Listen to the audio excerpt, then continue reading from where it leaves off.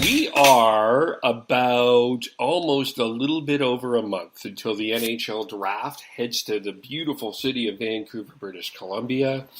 And Mock Draft 3.0 has been out by TSN, and draft has been the big conversation around Vancouver. Should the Canucks trade it? Should the Canucks keep it? Move up? Move down? Who's the surprise pick and who's not? We'll get into that a little bit later, but welcome to the Hockey Podcast. My name is Kevin Olenek. You can, of course, follow me on Twitter at KEVOLE. You can find all podcasts I do on Spreaker.com, KEVOLE. Subscribe on iTunes, Agree or Disagree the Podcast. Spotify, Agree or Disagree the Podcast. Google, Agree or Disagree the Podcast as well. And, of course, find me on Facebook, Kevin Olenek. It's a beautiful day in Vancouver / Richmond. Tyler, is it beautiful out in Terrace? Absolutely. It was 28 degrees up here yesterday. Very summery. Lots of outdoorsing. Life is good up in the north. And Sean, how are you down in Calgary? The Calgary Roughnecks are in the NL National Lacrosse League Finals. Yes, they are. Went to that game last night. It was quite entertaining, and we're getting some nice weather here as well. Getting up to about 23 today, yeah. So that's nice. And you know who almost became part of the Western Conference Finals is the Dallas Stars. I think to some people it might have been a little bit of a surprise that they've gotten this far, but they did. They took the St. Louis Blues to 7 games, double overtime. Pretty classic. Had Colton Parayko made just a little bit more of a bigger mistake, we might be talking about the Dallas Stars and the San Jose Sharks in the Western Conference Final. But joining us today, we got a hockey writer and scout for Defending Big D and FC Hockey, copy editor for Page Masters North America by day. It is Derek Neumeier. You can find him on Twitter at DerekNNHL. Joining us from Calgary. How's it going? It's going well, guys. How are you guys doing? Good. So, midway during the Christmas season here, as we were heading into 2019, Jim Lights, the CEO, ripped into Tyler Seguin and Jamie Benn, basically. It created quite a controversy, calling these guys not good enough.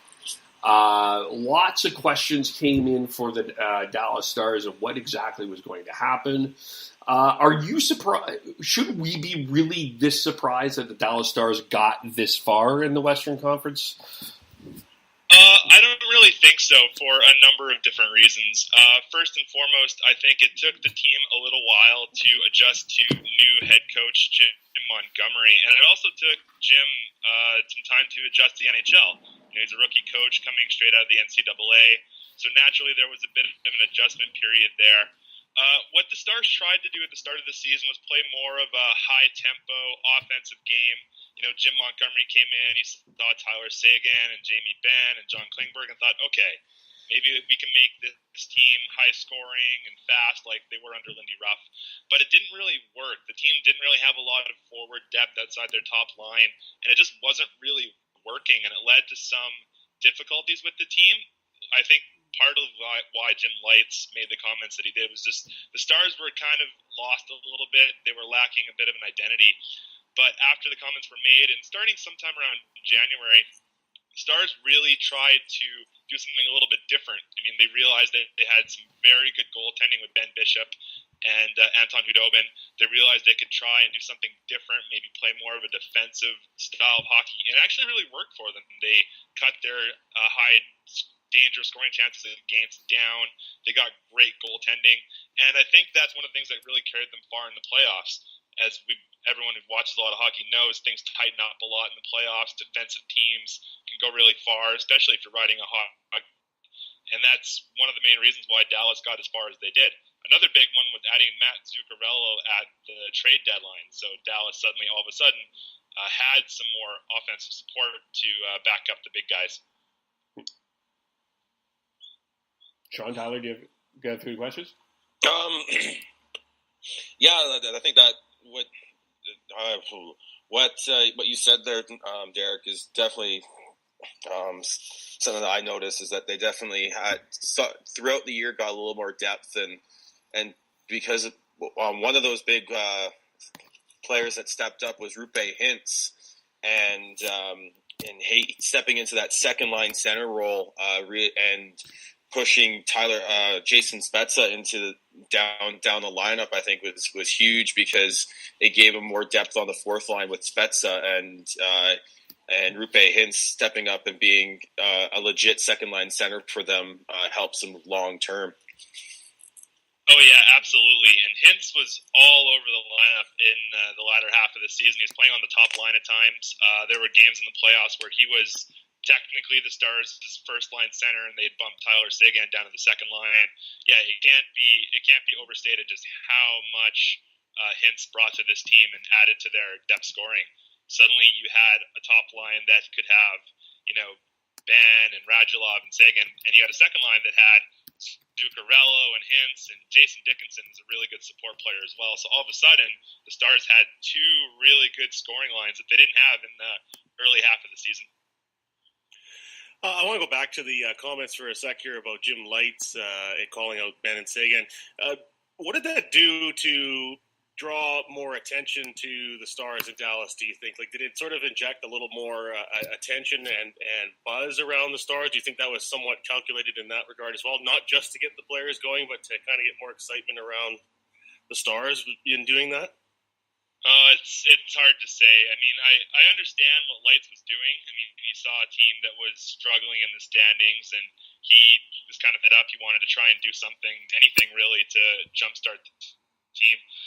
Whether it worked is kind of a matter of debate. You can look at all the advanced stats around Benn and Seguin and see that there really wasn't much of a difference in the Stars' play, or at least with those two guys before and after the comments. The differences really were from Jim Montgomery.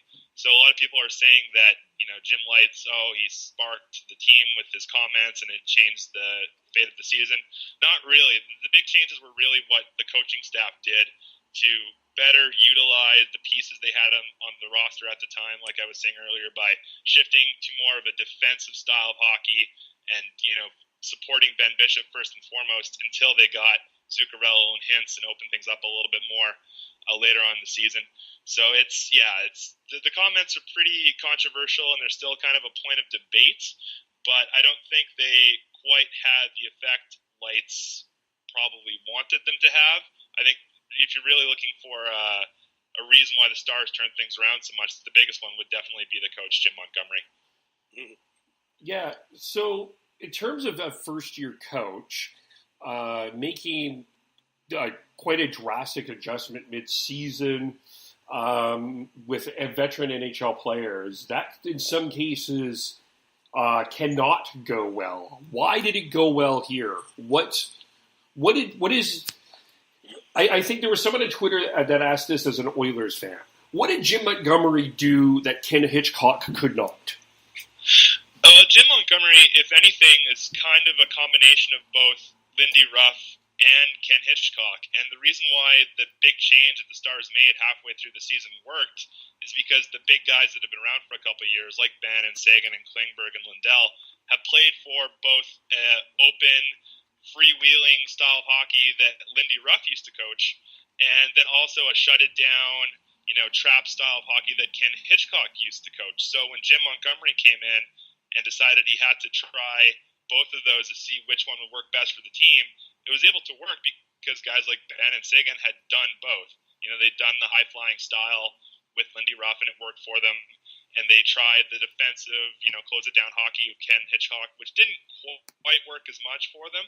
But it allowed Jim Montgomery some success because the guys had a bit of familiarity with both styles. I mean, if he were to try that on a different team that had only been playing one way, I don't think it would work so much. I mean, if Jim Montgomery were to work for the Los Angeles Kings, who played this heavy defensive style for a long time and tried to implement the faster style, it probably wouldn't have worked because the players don't have as much familiarity with it. But in Dallas, he just kind of had the luck of the draw with the talent that was there and knowing how to play both ways. Do you feel that you need... It seems like there's been one of the debates that has been going on in this playoffs has been almost in the sense that you need to almost have two teams. You need to have your regular season team, and then you need to have your playoff team. It's sort of And also the other debate is kind of how that's you need to adapt. Like one of the things that people are talking about with the strength of San Jose is they can play you any way that you want. It sounds like Dallas has the ability to play you any way that you want, but find that the defensive game is more effective. Is that what I'm hearing, or what are your thoughts on that?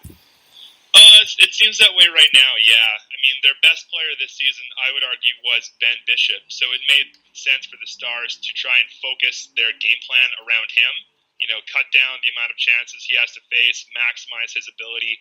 The Stars were certainly more well-suited to win games 2-1 this year than they were to win them 5-4 like they were under Lindy Ruff.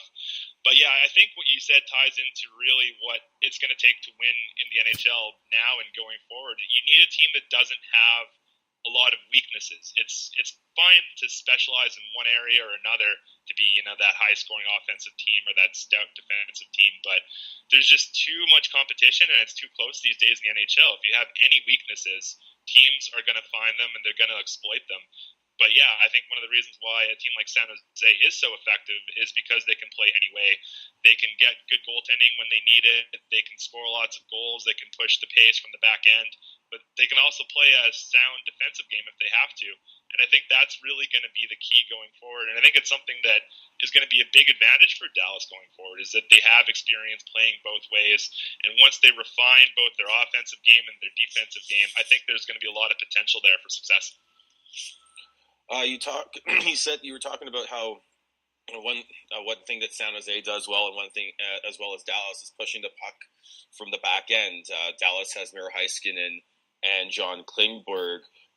Do you think that there's any room for Julius Honka going forwards in Dallas, or is that someone that's going to be used as trade bait going forwards? It's a big question right now, for sure. And Jim Nill, the general manager of the Dallas Stars, has even said as much. It's certainly an interesting opportunity for Honka because the Stars have a lot of free agents on the blue line coming up this summer, and they all shoot right. So you got Roman Polak, Ben Lovejoy, Taylor Fadoon. They're all leaving. Stephen John still has issues from lingering concussions that we don't know if he's going to be playing. We don't know what's happening, what his time frame for return is. So, yeah, there's certainly a lot of opportunity there that could be seized by Honka. I mean, the only right-shot defenseman that you can pencil in for the Stars right now for the future is John Klingberg. So there's going to be an opportunity there.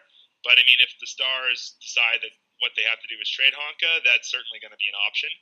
They, like you were saying, they have a lot of potential to move the puck already because Heiskanen can do it, Klingberg can do it. Esa Lindell is underrated as a puck distribution guy. And they've got some guys coming up from the farm team, such as Gavin Bayreuther, that can also move the puck well. So whether they want to keep Honka and add another puck mover to the blue line, or maybe trade him, see if you can get maybe a scoring forward, which they're going to lose with Spezza and maybe Zuccarello, or maybe more of a defensive-minded right-shot defenseman to replace someone like Polak or Lovejoy. That's certainly possible. And there's also the lack of draft picks that the Stars have coming up in the next two drafts. So maybe if they want to restock the prospect pool a little bit, maybe give Honka a fresh chance somewhere else, get a pick as high as one that they can get. That might be a way to go as well. So right now it's hard to predict what's going to happen because the Stars do have a lot of options. But there is a real potential that Honka could come back and stay with the Stars next season. And I think he has a lot to offer. Even though he was healthy, scratched a lot this year, and he kind of fell out of favor with the coaching staff, I still think he is a good prospect with a lot to offer. On the topic of Heiskanen, there was quite a bit of reaction when the finalists for the Calder Trophy were announced, and Heiskanen wasn't in the top three. He just watching the Stars in the playoffs. I mean, that's a name you heard all the time. He just seemed to be a huge presence when I'm watching the games. Where are you at on whether he was deserving to be a Calder finalist over the three that were named? Yeah, I would definitely say that he is. I mean, with Elias Pettersson, you can't really deny the season he had. I think he's pretty much a slam dunk to win the Calder. And Rasmus Dahlin definitely had a really good season for an 18-year-old in the NHL. And, you know, you can't deny what Jordan Binnington did to turn around the Blues. But, yeah, I would say you have to have Heiskanen in there. And Stars fans are no stranger to not quite getting some of the national love that some of their players deserve. I mean, this was something that goes all the way back to the days of Sergei Zubov being one of the best NHL defensemen consistently and not really getting a lot of Norris attention. So Stars fans are kind of used to it, but yeah, you can't deny the impact that Heiskanen had. You know, he didn't even have an easy go of things this season. He's played in a lot of tough minutes with Roman Polak as his partner. You know, Klingberg was often the guy on the power play and getting a lot of offensive zone starts. And Heiskanen, as a 19-year-old, was going up against top competition on a regular basis, the best players the NHL has to offer, and he really held his own. You can't understate just how much of an impact he had for Dallas, and really how much potential he's going to give the Stars going forward. And you've got a blue line that consists of John Klingberg, Miro Heiskanen, and Esa Lindell. Going forward, all those guys I think the oldest one is Klingberg at 26, so there's a lot of potential right there with just that. I mean, that's enough of a foundation on the blue line to build around, and Heiskanen is going to be a huge part of that. He might not have gotten some of the national media love that he deserved this season, but I think that's going to be impossible to deny going forward. Yeah, that 2017 draft is probably going to be looked upon as one of the better drafts in a while, because you got Heiskanen, Makar, Pettersson, Glass, Valimaki, Brandstrom. You've got a lot of Robert Thomas is making a huge impact in this playoffs. It's going to become back as a really interesting draft. So if you had to redraft, would Miro Heiskanen be your number one pick, or would Elias Pettersson be your number one pick? Ooh, that's a good call. I would probably put Pettersson at number one. I never would have said that going into the 2017 draft, even though I watched a lot of Pettersson. But just what he's done in Vancouver and just how well he thinks the game, it can't be denied. And I would probably put Heiskanen at number two. Nothing to take away from Nico Hischier or Nolan Patrick or Cale Makar, who I'm a big fan of Cale Makar. I watched him in Calgary in the AHL when he was still playing for the Brooks Bandits. So, no disrespect to any of those guys, but I would probably put Pettersson at the top, and then Heiskanen, and probably Hischier at number three. Yeah, it's really interesting, that 2017 draft for sure. With the Stars, we saw them give Justin Dowling a shot this year in the playoffs. He played only 11 games in the regular season, but played almost every game or every game for them in the playoffs. Was there a reason why they brought him up and gave him a shot this year? It's hard to say specifically.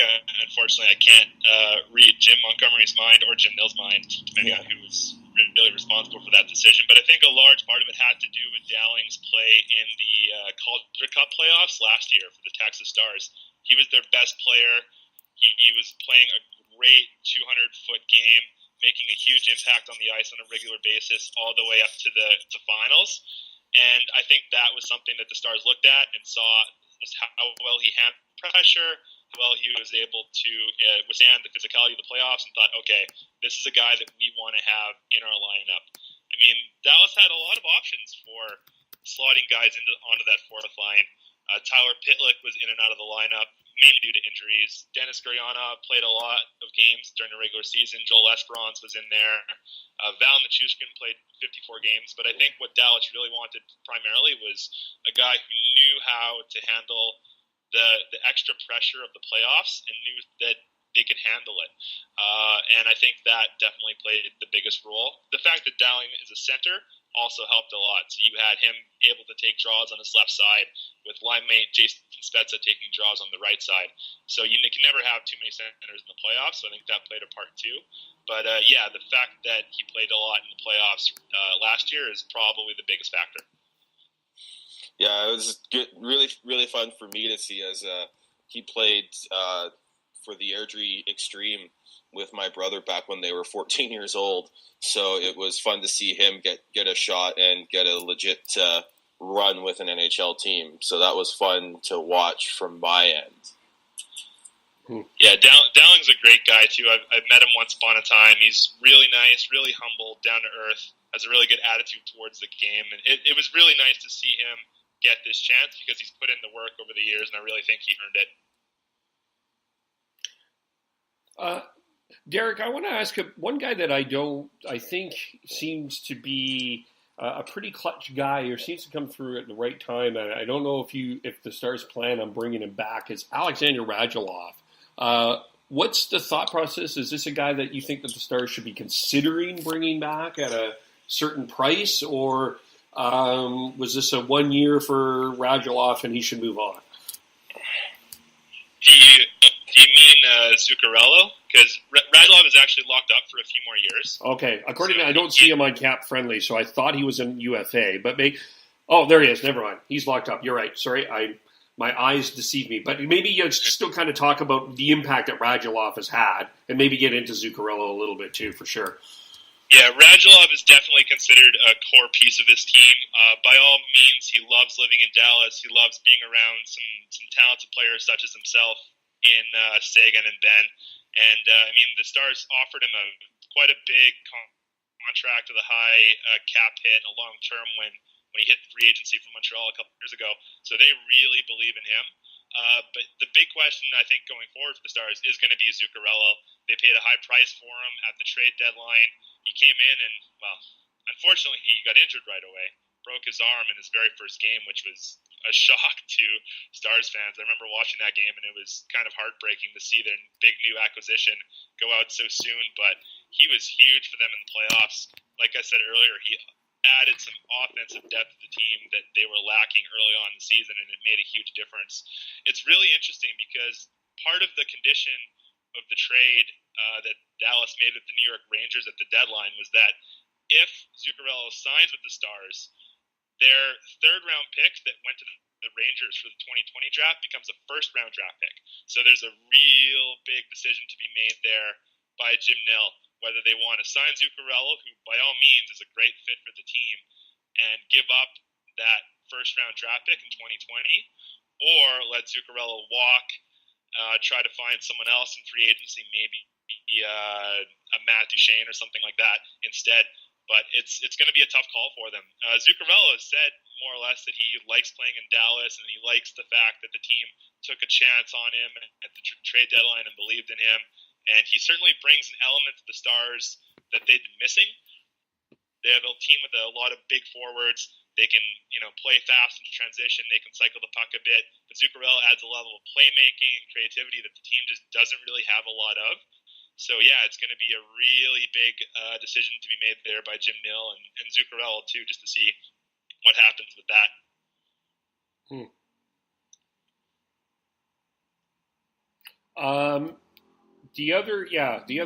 Zuccarello, that will be a very interesting decision.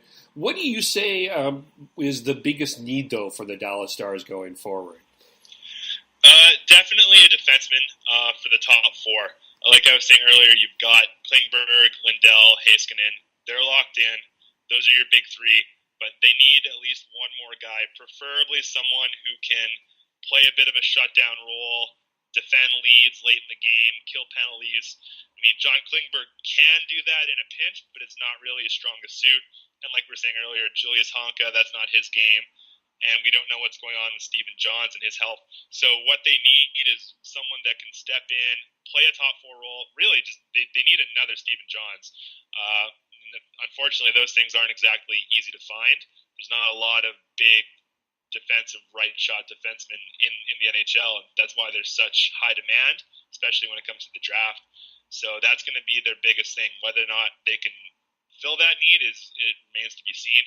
Maybe they have to settle for another year of Polak or Lovejoy on like a sheltered penalty-killing specialist kind of role. But, that's going to be their biggest thing. At forward, they're pretty set. I think Denis Gurianov is going to really push for a top six position next year. Hintz has really solidified himself as a top six forward. And they've got great goaltending in Ben Bishop and Anton Khudobin, and they're both locked up for the next season. So, I think the biggest thing comes down to shoring up that defense, finding a guy who can play a shutdown role and kill penalties for them. What about, I guess, in terms of UFAs, does a Tyler Myers or Erik Karlsson, do you revisit an Erik Karlsson or do you look at a Tyler Myers? What are your thoughts on that? Well, it's going to be interesting, that's for sure. I mean, the Stars are going to have some cap room to play around with. Jason Spezza's probably not coming back, and if he does, it's not going to be near the $7.5 million that he made this year.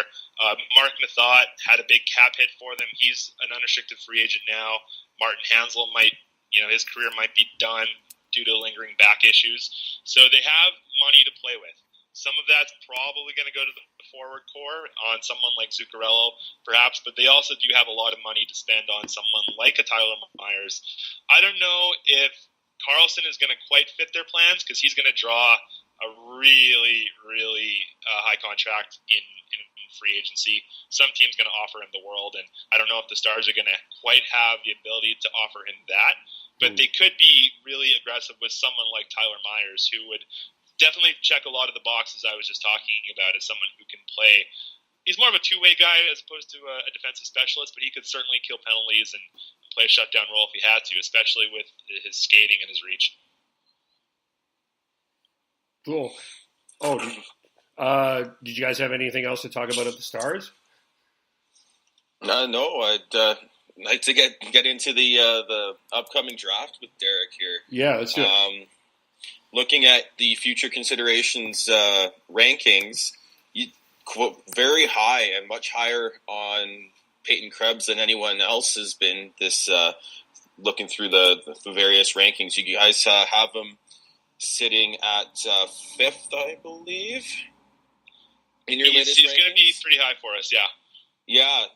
What does he bring that you guys are putting him so high and ahead of the two other Western Canadian forwards in Kirby Dach and Dylan Cousins? The nice thing about Krebs is that he's just a really well-rounded player. He's not the biggest guy, but that's not going to hold him back in the NHL. He's really smart. He's got a fantastic, unparalleled work ethic. He can skate. He can make plays. He's got an underrated shot. And he just oozes leadership and confidence. He can just do a little bit of everything, and I think he's going to be a type of guy who really translates well to the NHL. I'm a big fan of both Dylan Cousins and Kirby Dach, and as are some other guys on our Western Canada scouting team at future considerations. But Dach can be a little bit hit or miss. There are games where he just kind of disappears or blends into the scenery. Dylan Cousins has fantastic physical tools, but might not quite have the same hockey sense as someone like Krebs or Dach.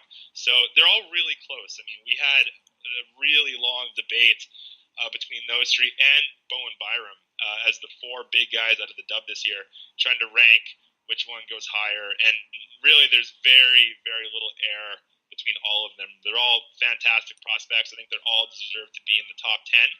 And it's going to be interesting to see how they get distributed when it comes to the draft. But yeah, Krebs is definitely a player who's maybe flying under the radar a little bit, although maybe not as much as following the U18s. You know, he played on an awful Kootenay Ice team this year. He didn't quite have any support around him. So his numbers don't really jump off the page for you, but has played at U18 in the top prospects game, and any chance he's had to play with more talent, he's shown what he's capable of. Just a question about, how you do the rankings and adjust the rankings. Players that are still in the junior hockey playoffs, such as Byram with the Vancouver Giants, I mean, is it game to game, like literally can affect the rankings, or do you kind of look at it at more 2 or 3 games and then kind of reevaluate where players are at? How do you do that in terms of process? It's generally overall. I mean, you don't want to judge a player too high or too low based on a single game, because even the best players in the league can have off nights. For me, what I like to do personally is just look at tools, what the players can do and how that seems to project to the future. Someone like Kirby Dach, even though his point numbers weren't the best this year, and like I was saying earlier, he has games where he just disappears and doesn't make an impact, but with his size, his skating, his vision, his puck control, there's so much talent there to work with.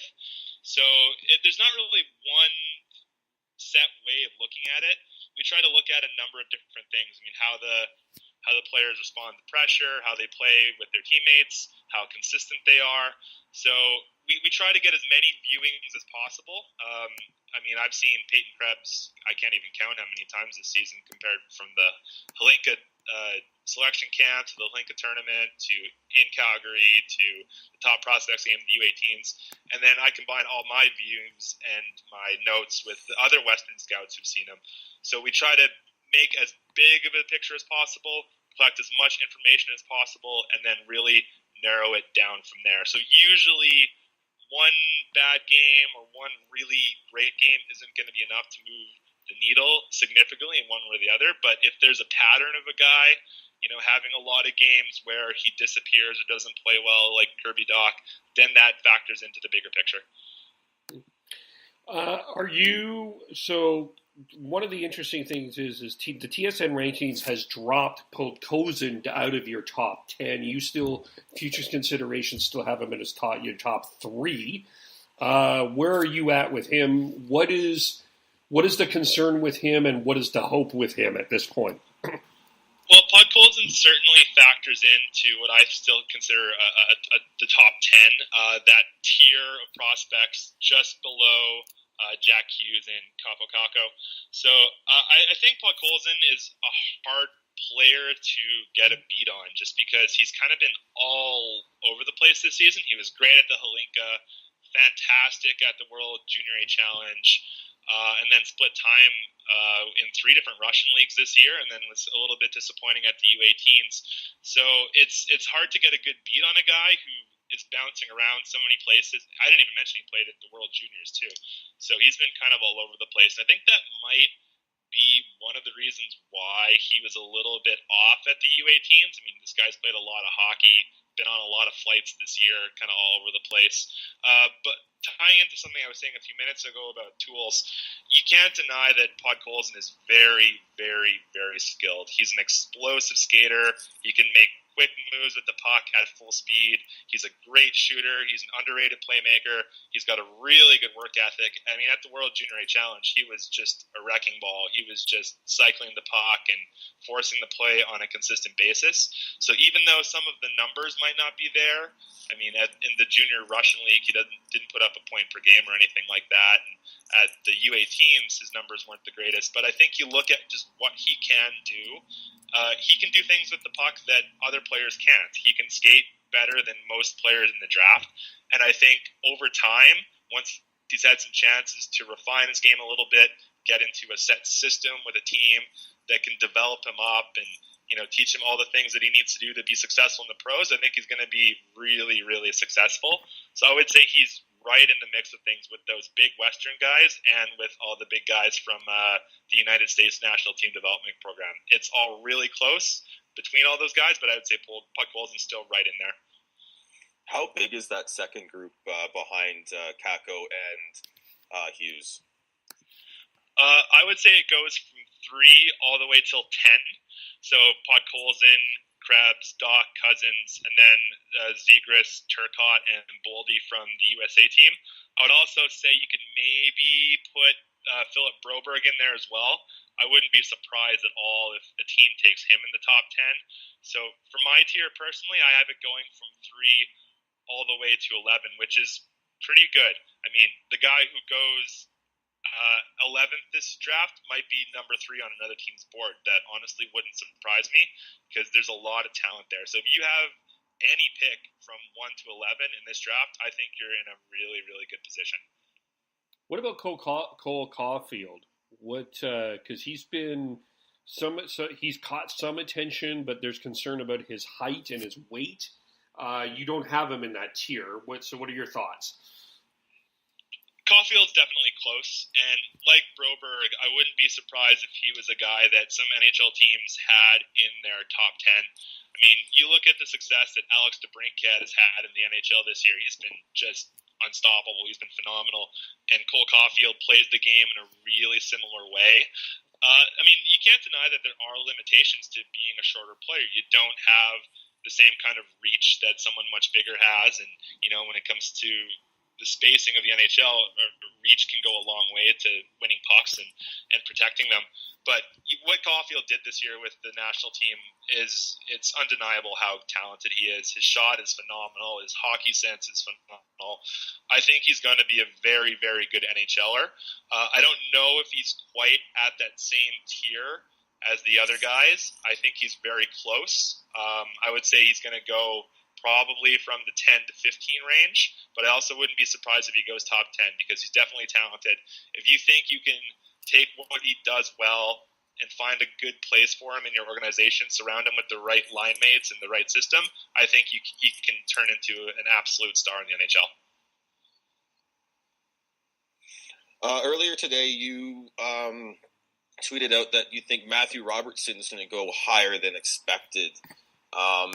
Is he another one that could sneak in and maybe go in like the 10 to 12 range instead of being in like the 15 to 20?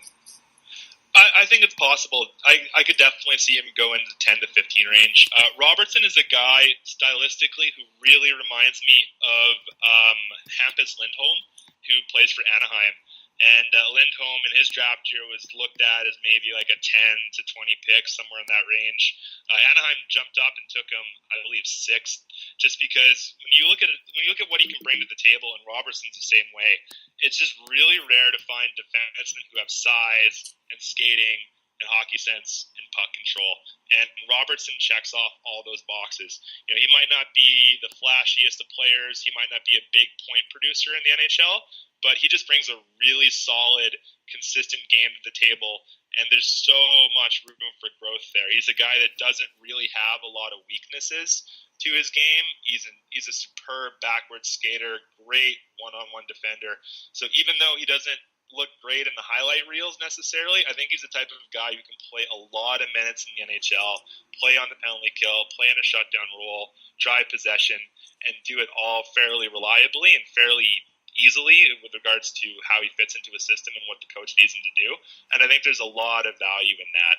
Some guys are great at the junior level. You know, they dominate. They just are the best players in their class, but they don't necessarily translate as well to the NHL.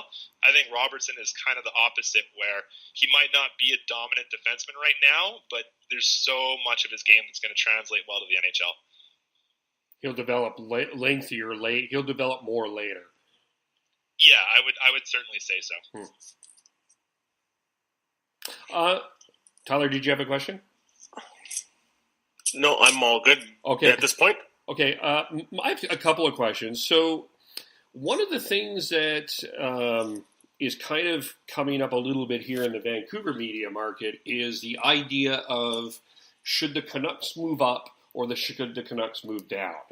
But from your perspective, if you were at the draft table and you were to advise a general manager, even Jim Nill at this point as an example, about like if you're in that tier, you're that Byram Krebs tag, that second tier, is there value in moving down, or are you pulling yourself out of an opportunity to get a really solid National Hockey League player at this point?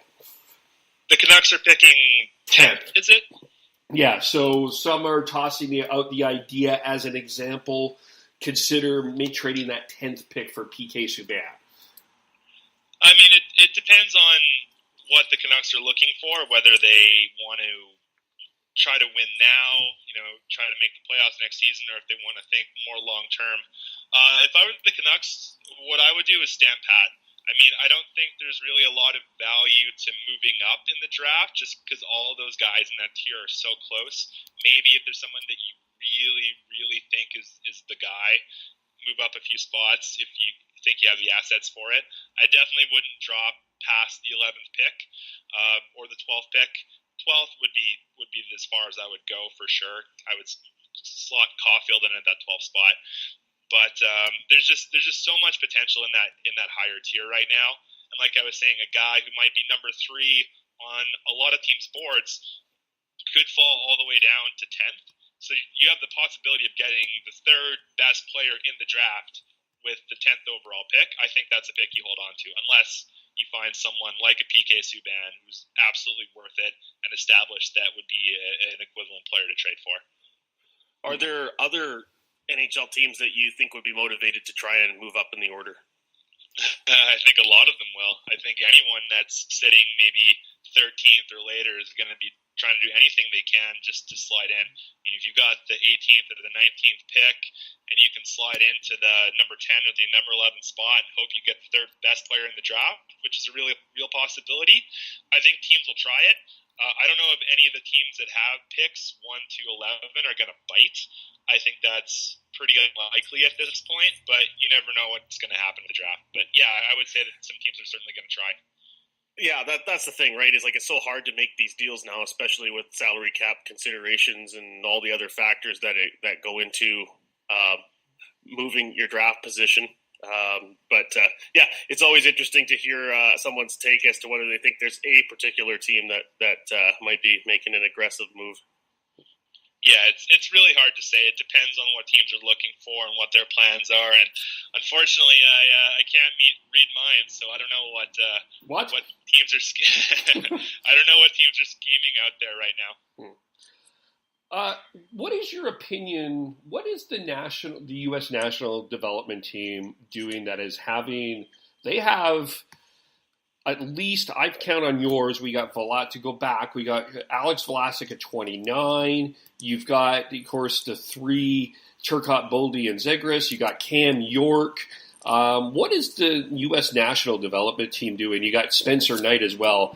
How good is that team, and what are they doing right now that seems to be ahead of pretty much everyone else in terms of their development of potential National Hockey League players?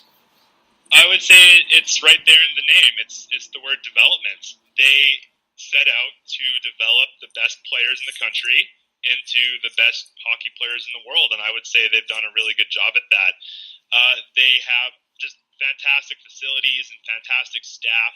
I mean, if you're playing for the United States Development Program, you have people around you of a high caliber. You've got opportunities. You've got education that doesn't exist for a lot of players who play in small markets like, Val d'Or or Prince George or where have you. So you might get players that, at 14 or 15 are comparable or even equal in terms of what their capabilities are. But you put them in the national program in the States, they're going to develop a lot faster and a lot more than players playing in other programs just because they have access to so much more opportunity and stuff like that. Is this something that you think Canada, I know that they have the juniors, I know like OHL, QHL, WHL, obviously, but is there something that the Canadian hockey program can learn from this? Yes and no. I don't think Canada would ever be as successful when it comes to a full national program like that, mainly because of the strength of just junior hockey and the history of junior hockey in Canada with the QMJHL and the OHL and the WHL. One thing that I think Canada could do that would really benefit them is have at least a coaching staff that is consistent from event to event and from year to year. The U.S. has that. John Wroblewski was their coach he's the coach of the program, so that's his job. Whereas with Canada, they get different coaches for different events, such as the Holinka and the U18s. So I think it might be beneficial just to have a set coach for the Canadian national program through Hockey Canada, and that even though he doesn't have necessarily the same players from event to event, at least having the same coaches in place and the same systems, I think that would go a long way.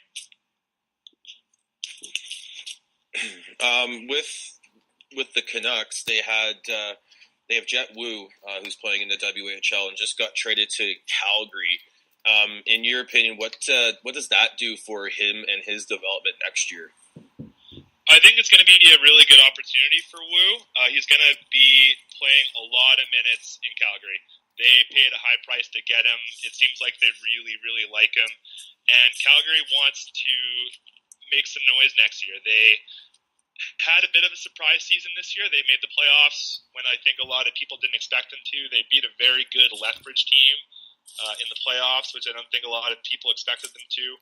So I think Wu is going to be an anchor for that team. He's probably going to play on the top pair, maybe with Igor Zamula. So he's going to play a lot, and I think it's going to be a really good opportunity for him. Moose Jaw, they were a successful team, not really this year, but the year before. And it seems like they've decided it's time to, re-rack and re-roll and reboot a little bit, which is pretty common in junior hockey. So, yeah, I think Wu's going to have a really good opportunity to play a lot of minutes in Calgary and maybe even go on a deep playoff run. In a big market, I think, in an NHL market, I think there'll be some good learning there for him for sure, I think. One more guy I want to ask about, and he's impressing me in the WHL final for sure. Brett Leeson. You have him at 30. You guys have him at 32. What are we seeing? What do we see from him going forward? Leeson he offers a lot. He's just a classic late bloomer where he was a big guy, a little bit kind of awkward with filling in his frame over the last couple of years, but he's really come a long way. He's developed a lot this season, and he just offers so much. He's a huge guy at 6'4". He's a very smooth skater for his size. He's got a good work ethic. He sees the ice really well. Great shooter. Good at controlling the puck. He can play in the cycle or off the rush. He's just a guy who offers a lot to teams, and I think he's going to be almost like a safe pick, I guess you could say. I don't know if he's necessarily going to be a first-line player in the NHL, but he could be a very, very good second-liner. He could be a very good third-liner. He's going to be the type of guy that a coach can trust and use in any situation, and that's certainly something that is very valuable. And in some ways, there's almost a benefit to drafting someone that's a little bit older that became a late bloomer, because you know who they are right now. I mean, you draft a guy at 17 years old, you have a good idea of what he's going to be like at 18 or 19, but there's always surprises when it comes to scouting and drafting. So there's something to be said about the fact that Leeson's here now. You saw where he came from, you see what he can do, and I think there's a lot of value in that. I'm not going to be surprised if Leeson goes quite high in the draft, maybe a little bit higher than people expect. Any other questions about the draft? No, I think we're good. All right. Well, yeah, thanks, Derek, for that. I really like the comprehensiveness of this. I think this draft, I think, is very interesting because you do have Hughes and Capo that are pretty clear 1 or 2, and I think there's still a little bit of a debate about who's going to go 1 or 2. And then there's some potential questions. I think that is going to make this really fascinating. So that's, I think, going to be very interesting going forward. Oh, we got a phone call here. Hang on. Brad from Boston is on the line. Hello, Brad. Thanks, Jim. Brad, you said after the third game of the series, there's no panic in the room. What can you say about the way your group handled the next 3 games and ultimately advancing to the conference final? You did a good job. Yeah, so we're going to move on a little bit here. And Brad from Boston came on the phone there. He's not really in the mood for talking, but he phoned us anyway. The Brad from Boston we're referring to as Brad Marchand. I'm going to be interested to hear Tyler's take on this because he has been in that scrum a little bit more than I think all of us that has been. But I'll just start with my opinion on this. To go back, Brad Marchand gave some pretty one-word answers to Kyle Bukauskas on Sportsnet after the Bruins knocked off the Blue Jackets in 6 games. I got to be honest, I did not think that Marchand was offside. I thought that what he did with Kyle Bukauskas anyway stemmed back to what happened in game 3 or 4, where Bukauskas made a joke about the stepping on the stick of Cam Atkinson. And if you go further into what happened in the media, so the Bukauskas part, I actually didn't have a problem with. I had more of an issue of how he handled the media scrum in the dressing room after the game. I think the way that he handled the encompassedness of the media, I thought was I had more of a problem with that than what happened on Sportsnet. But I'm curious. Well, I'm curious to hear everybody's thoughts, but especially Tyler's been there. I want to hear. Would love to hear what he thinks. Yeah, I think if you're a guy like Kyle and you're doing all these big games, you're the lead reporter. I mean, your job is to ask some challenging questions, and it's only a matter of time before you're going to get a conflict with somebody like this. It's just really unfortunate Brad would, take the time to make a noise after winning a series. It should be a positive time for the Bruins and their fans and his fans, and and then he just kind of made it all about himself. But that's typical of Brad, I would say. Did you guys have opinions on that? Oh yeah, I had no issues with how he handled Bukauskas in the post game, because if he felt slighted by that attempt at a joke on that's fine. But my only issue is, why was he doing the interview? Why did he accept that, or why did the Bruins allow him to do that interview? Because it just puts him in a position to fail and to look bad. And as from what we know about Brad Marchand, he doesn't need any help doing that. And then same thing with the scrum. Like, as much as we want to hear from a lot of these guys, if they're not willing to give proper answers, then why make him available? Derek, did you have any thoughts? I honestly didn't really see much of what happened with Marchand there, so I don't have the strongest of opinion.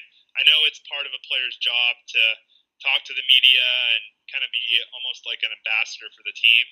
So I on one hand, I can certainly understand why there's been some uproar with this, but on the other hand, it is Brad Marchand, and I think people can kind of expect what's going to happen with him on a consistent basis. So yeah, it's definitely hard to say, but I don't have the strongest of opinion one way or the other. Yeah, Kev, I mean, he loves being the villain, and this just kind of goes along with his brand of villainous ways.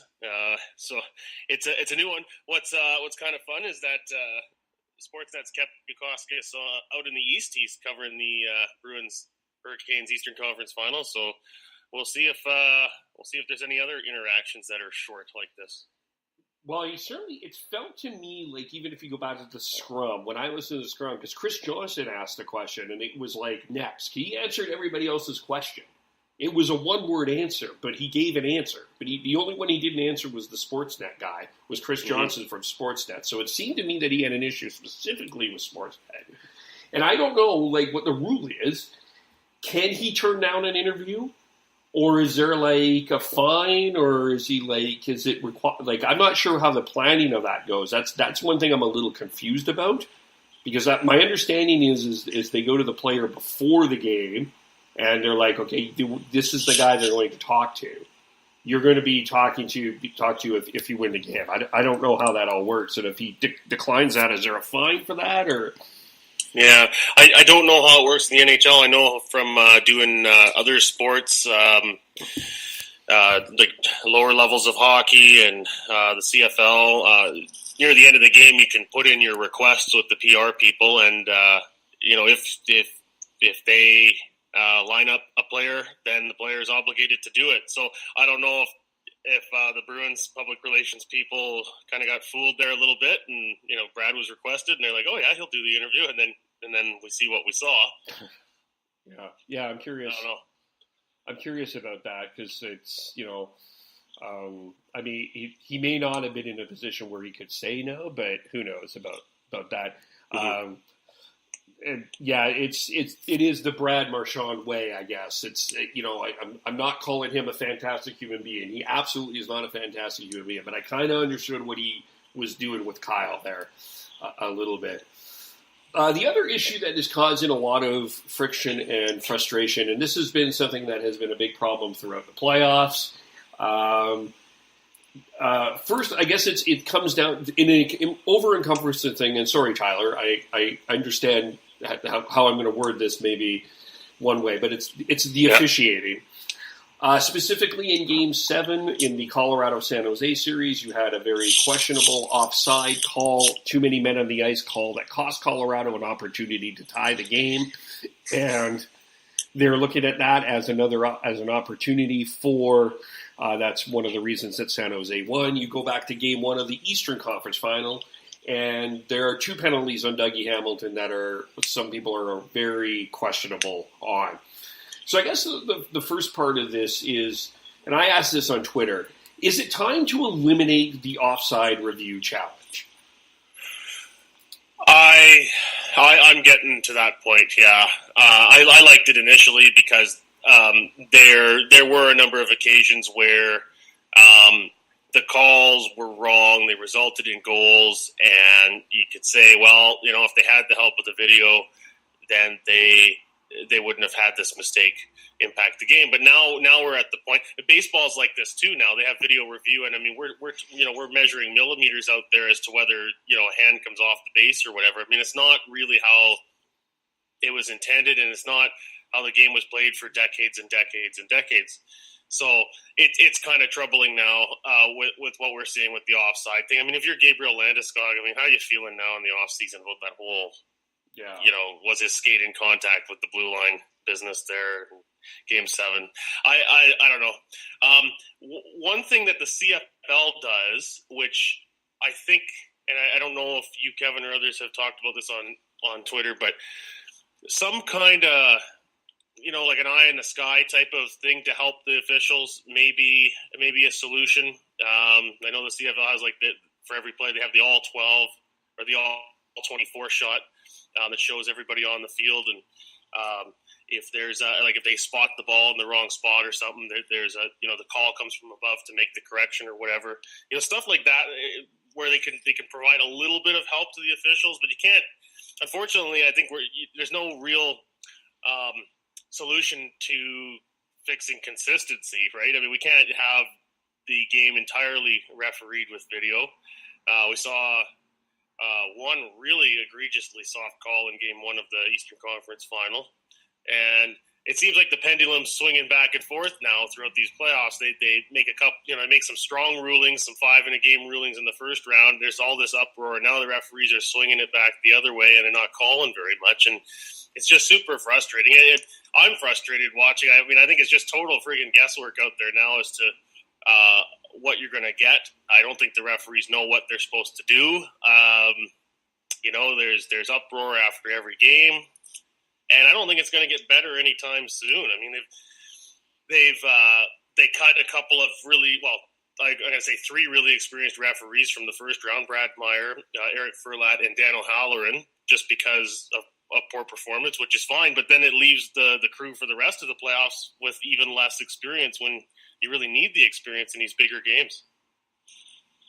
Yeah, one thing I think they need to get rid of is just full-on coaches challenge on anything, because I think it's created a spot that the coaches can just exploit it for reasons that aren't within the rule, like it's within the rules, but not within the nature of the game. Just get rid of that, and then I think have some sort of eye in the sky, whether that's some guy sitting in the box with access to a few different camera angles, or just an off-ice official that can help the on-ice officials ref and officiate the game, because you take away the challenges and just and rely on the refs and give them as much help as they can to get the call as right as they can going forwards. And just fans and media need to understand that the refs are human and they're going to make mistakes just like the players. Yeah, and like an eye in the sky type of thing would help with like the puck being shot out over the glass from your own zone. It results in a penalty. Sometimes you see the 4 referees get together and it doesn't really seem like they're sure. They talk about it and eventually arrive at a ruling, but they don't get it right all the time. Puck going into the netting is another one.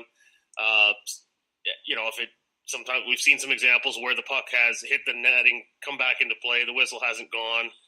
Stuff like that. I think it would be useful there without dramatically altering the way the game's officiated.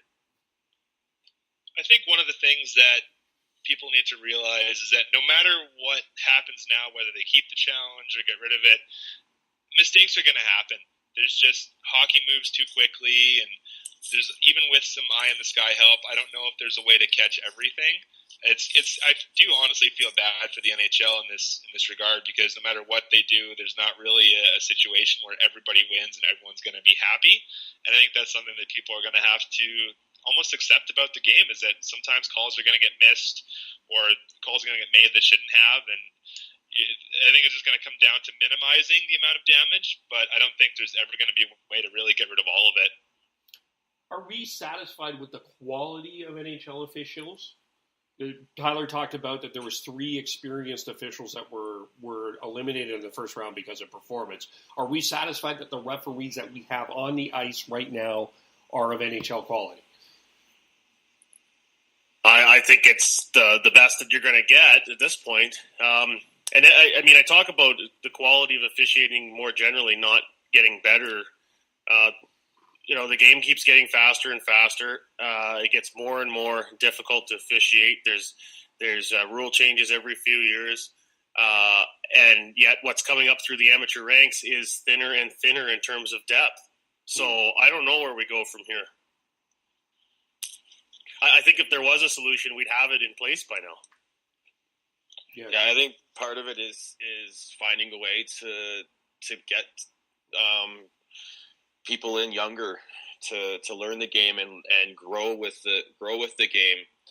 And part of that is to get to the abuse out of the lower levels. And I think that's a major barrier in building a critical mass of officials growing and willing to officiate the game. Yeah, and I don't know, how much the NHL has explored the idea of trying to get former players to switch over to becoming officials. Say guys that are maybe get 1 or 2 call-ups to the NHL, but never really stick. Are there some options out there for some guys that maybe call or quits a little bit early, but are still fairly young and could transition to becoming officials? I think that would help. I think you would have good feel for the game out there if you were able to transition some pretty high level players over to officiating. But these are very wishful ideas, I think. Yeah. I think there's certainly room for improvement. I don't think anyone would disagree with that. And I think there's room for just the league to do more, just to put more emphasis on it. I don't have, perfect solutions right now. Like was said a minute ago, if, the right answers were easy, they would have already been implemented. But I think the NHL just needs to put more money and attention and effort into fixing it. There's got to be some solution out there. And I don't know if the NHL has taken it seriously enough at this point because we're seeing so much go wrong, and it is becoming a real black eye for the NHL, especially in these playoffs. So there has to be something that can be there, but I just don't know if the league has taken an appropriate amount of attention and care into developing referees and implementing them for the NHL. I think the other side of this too that frustrates people watching is that there doesn't seem to be much accountability. Like, if the referees were made to talk to the media every once in a while, it doesn't mean that the quality of officiating is going to be better or that the fans are going to be, find it any more or less fair or whatever. But I think sometimes just getting some answers, getting an explanation, having them face the music once in a while would I think calm people down a little bit in terms of their frustrations with the officiating. Yeah, I that could go one of 2 ways, though. Too, I'm with you, and I'm also aware of the Twitter audience that just yells incessantly. But I do think, at the very least, from my perspective, I can understand what you're thinking, and I'm gonna go, oh, okay, that's fair. I understood what you're thinking there, why you're missing that. But it's tough. It's not an easy job. I do agree with the idea that I think that development, part of the problem with development is that getting the abuse out of the game in lower levels, I think helps a lot. I'm not a hockey parent, but I know hockey parents. There are hockey parents yelling at referees, and I don't know what's being done about that or how that's being solved. I'd love to know more about that. But, I don't think it's easy to be a referee. So, Tyler, I admire that you do it because I could not do that job in any way, shape, or form. So, But yeah. What were you going to say? Well, I mean, I was going to say, disagreement with one call here and there is one thing, but, if you're going out there game after game and never ever feeling appreciated for what you're doing, then that's when you start to lose people. Yeah. And, I don't know what we do about that. Paying referees more at the amateur levels is not that easy a solution either. It's already an expensive game to get into. I think the cost of getting into hockey for younger families is a barrier, and why we're seeing the numbers drop, or at least partly why the numbers are falling in terms of enrollment. So I don't know. I mean, I think if hockey organizations really threw the book at parents and coaches and sent strong messages that it won't be tolerated, that would be good. But there's political reasons why there's reluctance to do that too. So it's tough. Yeah.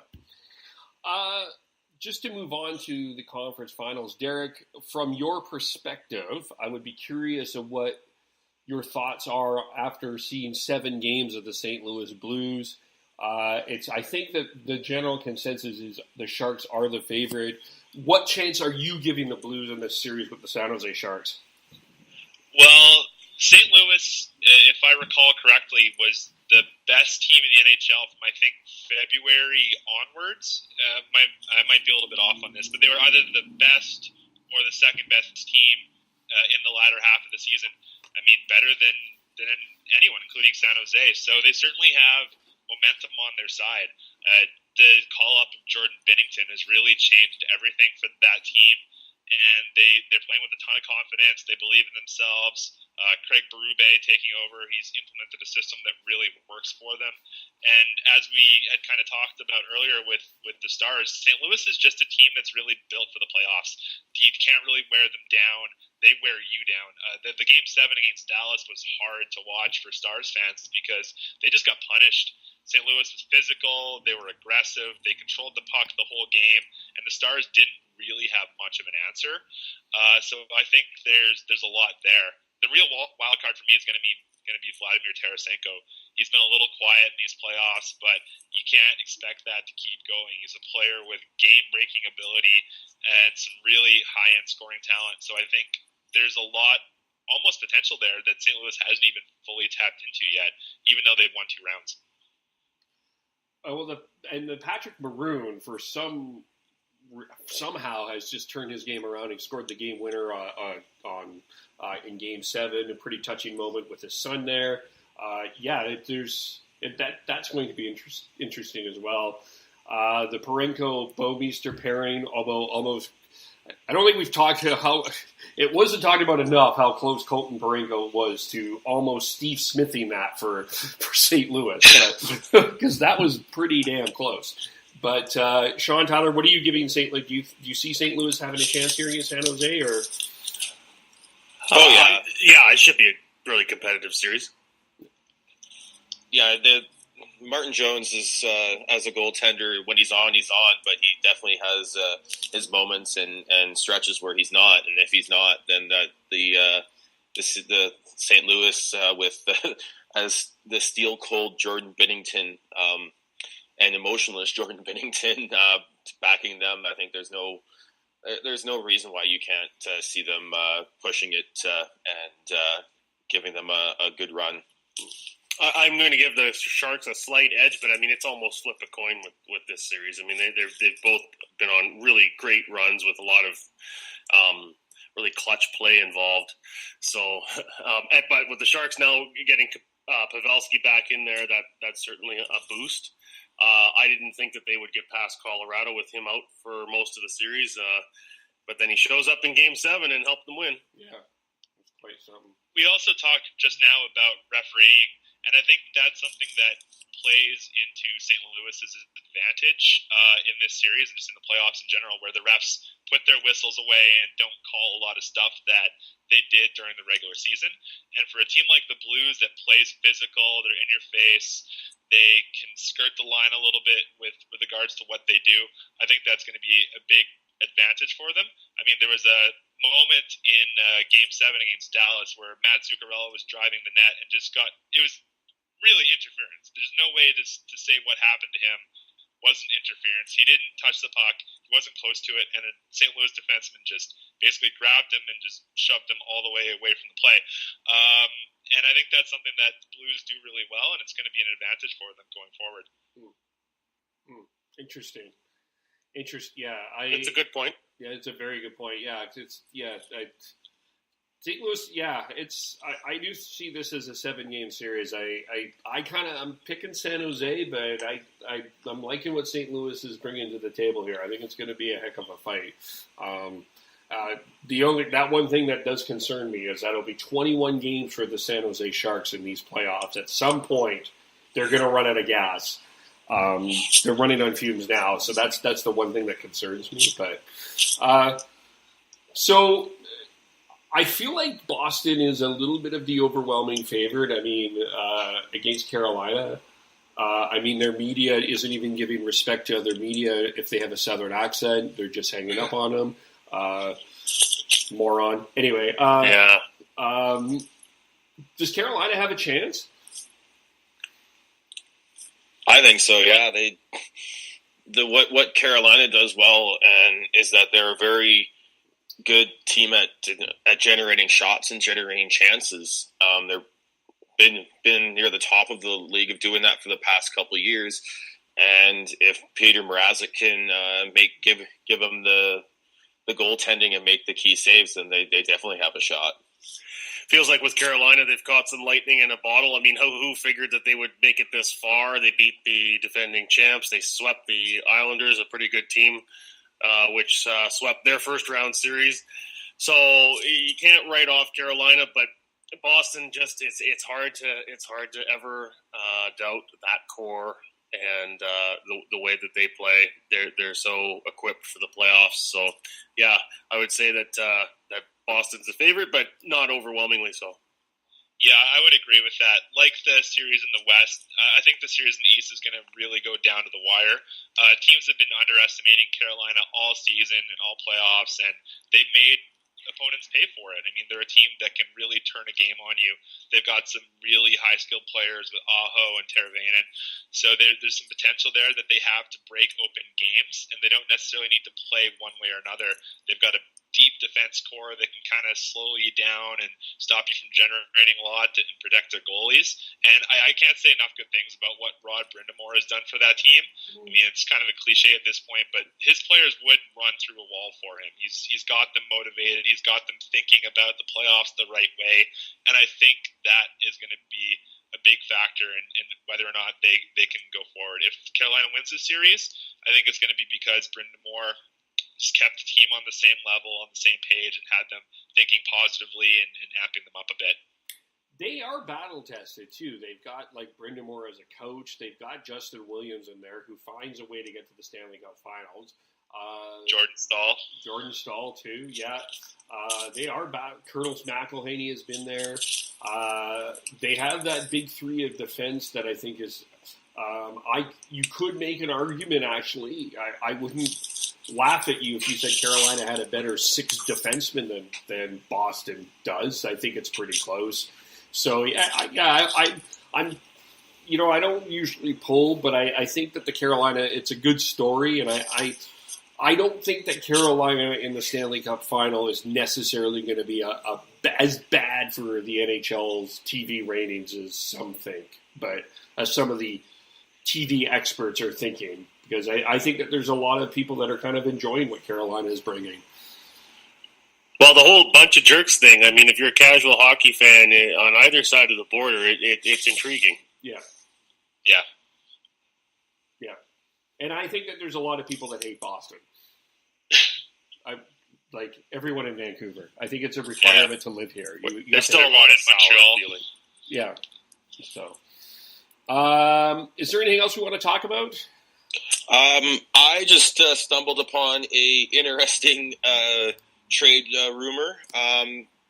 Elliot Friedman on 31 Thoughts said that Jamie Benn might be potential to be moved in the off season because of the whole Jim Lights thing and everything there.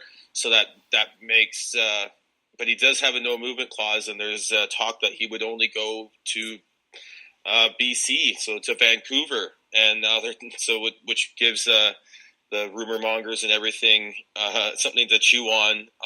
And the one I'm seeing right now is a deal centered around Bo Horvat for Jamie Benn. As the Stars guy on this podcast, I'd be pretty skeptical. I mean, obviously, what happened with the Jim Lights comments was pretty bad, and I don't know exactly how Ben took that, but I can't imagine he took it the best of ways. Obviously, Elliot Friedman is the most connected man in hockey. I mean, if he says there's smoke, there's probably some smoke there, but it would take a lot. I mean, Jim Nill is a very, very patient general manager, and he gave Jamie Benn a big contract. Ben is their captain. He's, more or less the face of the franchise, shared with Tyler Seguin. It would take a lot for Jim Nill to move Jamie Benn. I don't think Nill wants to move Ben. I mean, if Ben hypothetically wants out because of the Lights comments or some other reason, then obviously Nill would have to do what he has to do.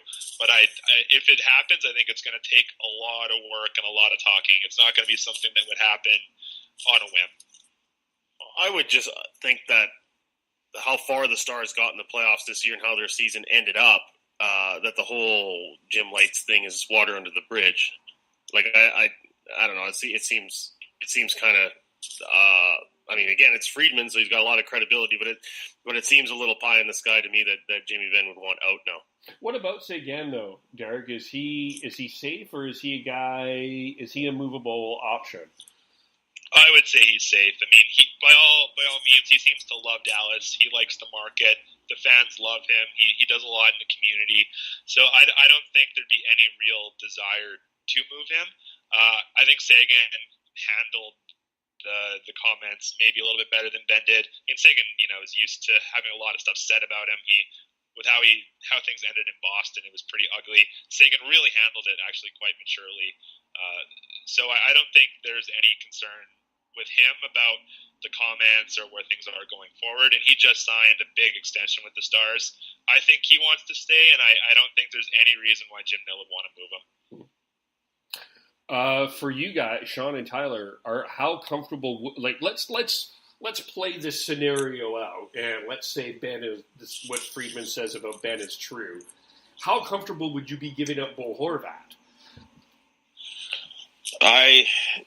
With the way that the Canucks are built, you'd be adding salary and skill, but you already have Pettersson, who's going to be needing a big contract in a couple years, and Besser's going to be getting paid this summer. So I think it's interesting, and they would have to really look at figuring out the salary cap implications of that more than anything else. And I think overall, in terms of the package that you would have to give up, because it would be more than Bo Horvat, I think it's not worth it. Yeah, that's where the question comes in, right? Is like, what else do you have to give up to make the deal? As far as swapping Ben and Horvat, I mean, Ben would be an upgrade, I would think, for sure. But what else is involved, and then how does that disrupt kind of the chemistry or the what you're kind of trying to build there culture wise? I mean, they've spent a lot of time on this now, so. Yeah, a little bit of nervousness around what it would take to make a deal like that happen. I also just don't know if the timing is necessarily right for Vancouver. I mean, you've got a good young core right now with Pettersson and Horvat and Besser and some other guys. And Ben, he's still a very good player, but he's a little bit past the prime years of his career. So, I mean, when guys like Pettersson and Besser are hitting their prime, Ben might be, in his early 30s. So whether or not that makes sense when you could have someone like Horvat who's going to be peaking around the same time, that might make more sense for the Canucks just to kind of stand pat with what they have. I'm not, like, from a Canucks perspective, I'm not sure that would be a good move on their part. But that's me on that. But I guess we'll see more on that. Anything else that we need to bring up? Nope. Don't think so. All right, Derek. How for those who don't know how to follow you, tell us what you're up to. Tell us what's going to be happening as the draft is getting closer, and kind of what you guys got going on over there. Yeah, I'm pretty active on Twitter. You can follow me at Derek_N_NHL.